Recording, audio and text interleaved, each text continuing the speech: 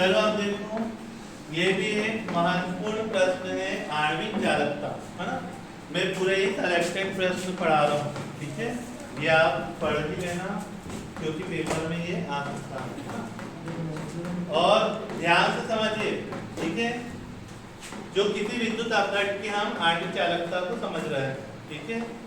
आणविक चालकता जो होती है, आणविक चालकता को हम लैम्डा एम से प्रदर्शित करते हैं, इसको लैम्डा पढ़ते हैं, ठीक है। क्या पढ़ते हैं इसको हम? लैम्डा। तो लैम्डा, हाँ उसमें लंबी लाइन खींची रहती है, पर ये ऐसे ही बना। तो ये क्या है हमारा लैम्डा एम। इसका मान होता है कैप्पा इंटू वी, ठीक है। यहाँ पर जो कैप्पा है, क्या है कैप्पा, क्या पढ़ा था अभी अपन ने?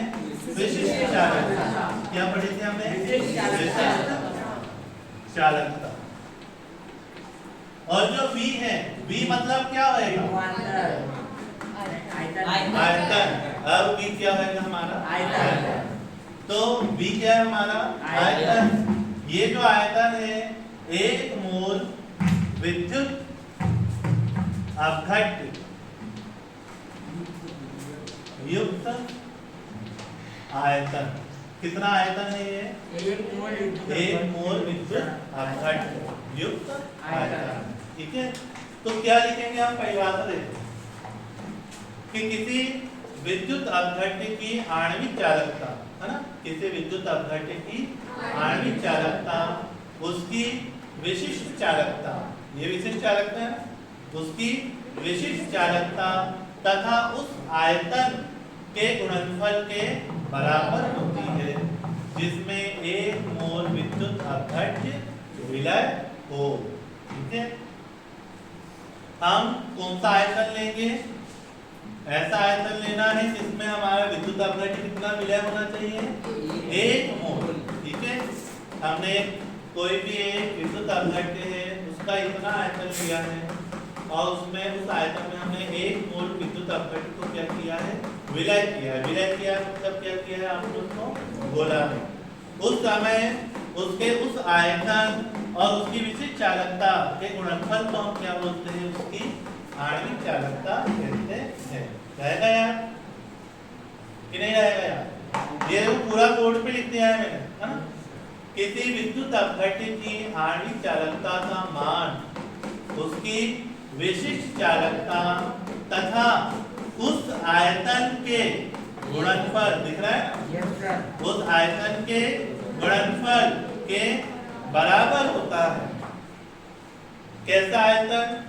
जिसमें एक मोल विद्युत अपघट्य विलय हो, जिसमें एक मोल विद्युत अपघट्य विलय हो, ठीक है। या ऐसा नहीं लिखना है तो आप सिंपल सिंपल लिख सकते हैं कि एक मोल विद्युत अपघट्य युक्त आयतन एवं विशिष्ट चालकता का गुणनफल क्या कहलाती है? उसकी आणविक चालकता कहलाती है। या एक मोल विद्युत अपघट्य युक्त विलयन जो होता है, उस विलयन की विशिष्ट चालकता जो होती है, उसे हम उसकी क्या बोलते हैं? आणविक चालकता कहते हैं, ठीक है। वैसे जो मैंने अभी आपको परिभाषा बोली ना, वो सबसे क्या है? उत्तम परिभाषा रहेगा ना आप सभी को। क्या लिखेंगे हम? किसी विद्युत अपघट्य की आणविक चालकता उसकी विशिष्ट चालकता तथा उस आयतन के गुणनफल के बराबर होती है जिसमें एक मोल विद्युत अपघट्य विलय हो, है ना। कैसा आयतन है हमारा? एक मोल विद्युत अपघट्य युक्त विलयन का क्या है? आयतन है, ठीक है। अब हम इसे और आगे हल करते हैं, है ना। तो हमने देखे माना कि जो विलयन है, विलयन के लिए मैं मोलरता का उपयोग करूंगा कि मोलता का? मोलरता का। किसका करेंगे हम उपयोग? मोलरता। तो हमने माना कि जो विलयन है, विलयन की मोलरता, हमने मान लिया कि विलयन की मोलरता कितनी है? m है। तो उसका जो आयतन V आएगा, ये क्या होगा? उसका आयतन 1000/m, ठीक है। आता आप चाहें तो इसको समीकरण दे सकते हैं, समीकरण नंबर क्या 1। तो आता हम समीकरण 1 में मान रख देंगे, तो लैम्डा एन इक्वल क्या आ जाएगा आपका कैप्पा इनटू 1000 अपॉन क्या आ जाएगा m। ये आणविक चालकता ज्ञात करने का क्या है हमारा व्यंजक है। समीकरण नंबर क्या आ गया ये आया समझ में, भूलेंगे तो नहीं। इसका यदि हम मात्रक निकालें तो इसका मात्रक होता है प्रति ओम सेंटीमीटर स्क्वायर प्रति मोल। ठीक है, ये इसका क्या है मात्रक है। रहेगा याद आप लोगों को। तनुकरण यदि हम करते हैं तो तनुकरण करने पर इसका मान बढ़ जाता है। ठीक है, तनुकरण करने पर इसका मान क्या होता है बढ़ता है। इसके अलावा यदि हम विशिष्ट चालकता की बात करें तो तनुकरण करने पर विशिष्ट चालकता का मान कम होता है। क्या होता है उसका मान कम, लेकिन आणविक चालकता और तुल्यांकित चालकता का मान क्या होता है बढ़ जाता है। ठीक है, आया समझ में, हो जाएगा ना यार सबको। भैया लोकेंद्र क्या लिखेंगे हम कि किसी विद्युत अपघट्य की आणविक चालकता उसकी विशिष्ट चालकता तथा उस आयतन के गुणनफल के बराबर होती है जिसमें एक मोल विद्युत अपघट्य विलय हो, है ना। अर्थात हम लिख देंगे lambda n equal kappa into v. यहाँ पे लैम्डा एन क्या है आणविक चालकता है, कैप्पा क्या है विशिष्ट चालकता है, और वी क्या है एक मोल विद्युत अपघट्य युक्त आयतन है ना। फिर हम लिख देंगे कि यदि विलयन की मोलरता कैपिटल एम हो, है ना, क्योंकि मोलरता को हम कैपिटल एम से दर्शाते हैं।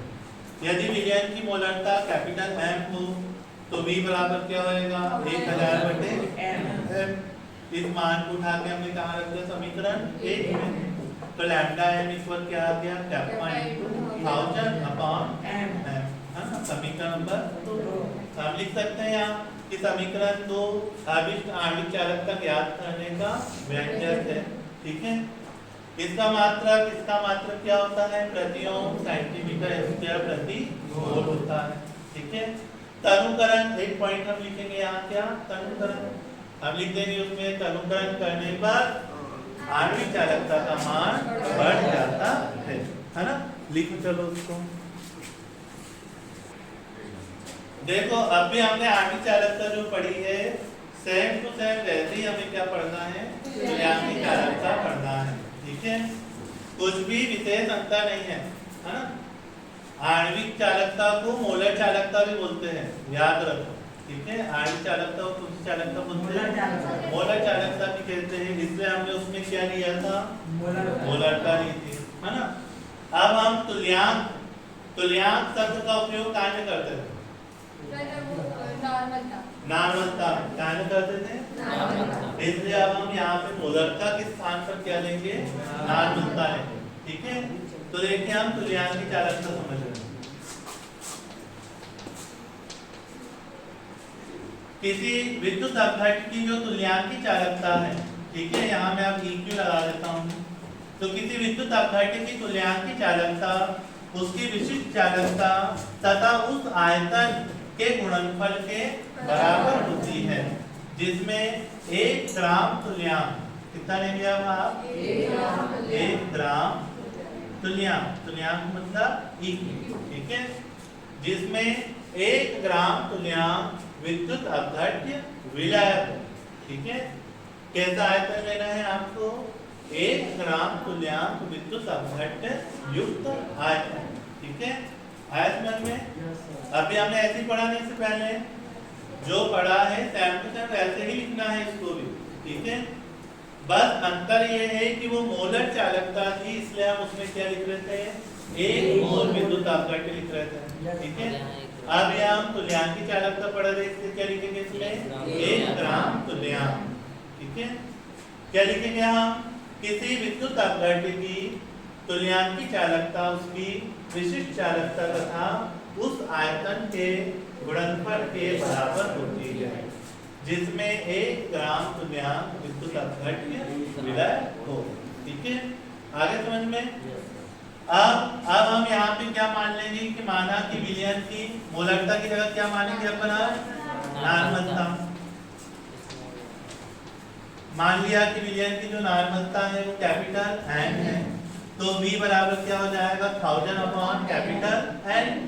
अब हम इस मान को उठा के कहाँ रख देंगे समीकरण 1 में, तो e क्यूब बराबर क्या हो जाएगा kappa into 1000 upon capital N, है ना। और इसका मात्रक क्या हो जाएगा बताओ, प्रति ओम सेंटीमीटर स्क्वायर।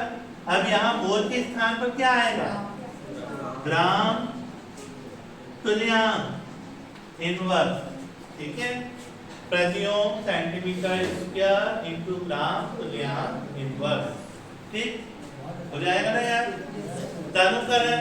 तनुकरण करने पर भी इसका मान क्या होता है बढ़ता है। तनुकरण करने पर भी इसका मान क्या होता है बढ़ जाता है। आया समझ में? समझ लीजिए उसको एक बार लिखते हैं, क्या लिखेंगे आप तुल्यांकी चालकता। क्या लिखेंगे परिभाषा, किसी विद्युत अपघट्य की तुल्यांकी चालकता उसकी विशिष्ट चालकता तथा उस आयतन के गुणनफल के बराबर होती है जिसमें 1 ग्राम तुल्यांक विद्युत अपघट्य विलय हो, ठीक है। हमें एक ऐसा आयतन लेना है जिसमें 1 ग्राम विद्युत अपघट्य विलय हो, ठीक है। फिर हम लिखेंगे तुल्यांक की चालकता लैम्डा ई के बराबर इसे कैप्पा इंटू वी, है ना। यहाँ पर लैम्डा ई क्यू क्या है तुल्यांक की चालकता है, कैप्पा विशिष्ट चालकता है और वी 1 ग्राम तुल्यांक विद्युत अपघट्य युक्त आयतन है। क्योंकि हम यहाँ पे ग्राम तुल्यांक पढ़ रहे हैं और ग्राम तुल्यांक का संबंध होता है किससे नार्मलता से, या आप इसको एक सांद्रता से भी दर्शाते हैं पर हम उसको नार्मलता से ही दर्शाएंगे, अलग अलग रूप में अलग अलग शब्दों से दर्शा रहा है, ठीक है। तो हमने माना कि विलयन की जो नार्मलता है वो कैपिटल एन है, तो v बराबर क्या हो जाएगा 1000 अपॉन कैपिटल एन। अतः समीकरण 1 में मान रख दिया तो lambda E Q equal kappa into 1000 upon capital N. नीचे लिख देंगे हम समीकरण 2 की सहायता से तुल्यांक की चालकता के मान की गणना की जा सकती है। इसका मात्रक क्या हो गया प्रति ओम सेंटीमीटर स्क्वायर इंटू प्रति ग्राम तुल्यांक, ठीक है। तनुकरण करने पर इसका मान बढ़ जाता है, तनुकरण करने पर इसका मान बढ़ जाता है। हो जाएगा ना यार, लिख सकते